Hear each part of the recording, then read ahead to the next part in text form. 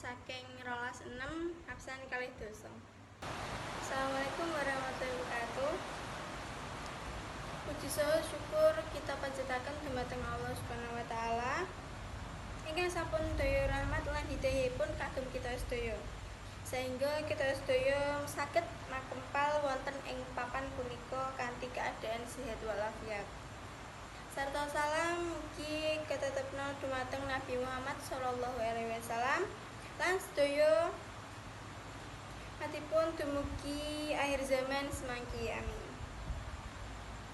Bapak Ibu guru serta kanca-kanca ing kinurmatan wonten ing mriki kula badhe matur irah-irahan bahayanipun ngagem narkoba serta obat-obatan ingkang dipunlarang.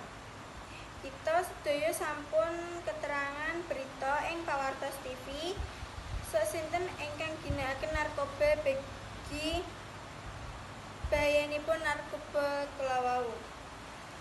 Sampun badhe ngrisak badan, kesehatan lan pikiran, boten saged dicekek lan sanes-sanesipun gangguan liyane.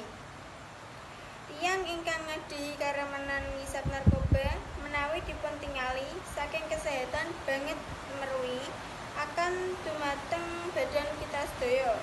Amargi tiyang ingkang ngadhehi karemenan ngisap narkoba menika gampil kenging penyakit.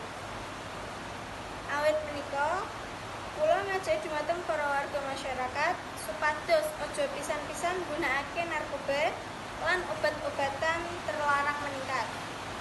Monggo kita sedaya gunakan wekdal sae kagem hal-hal ingkang positif inggih punika maca buku, olahraga sepak bola lan sak panunggale. Bapak lan Ibu kanca-kanca ingkang kinurmatan kanthi pangertosan ingkang sampun kula aturaken menika, kula ngejak monggo kita tansah njaga badan kita ampun ngantos ginakaken barang ingkang dipun larang agama lan pemerintah. Muga-muga kita sedaya dados umatipun ingkang becik. Mugi-mugi kanca-kanca sedaya dipun paringi sehat walafiat. Kesehatan kalih Gusti Allah Subhanahu wa taala. Amin amin ya rabbal alamin. Wasana cekap semanten atur kula bilih wonten kalapatan kula ngaturaken agunging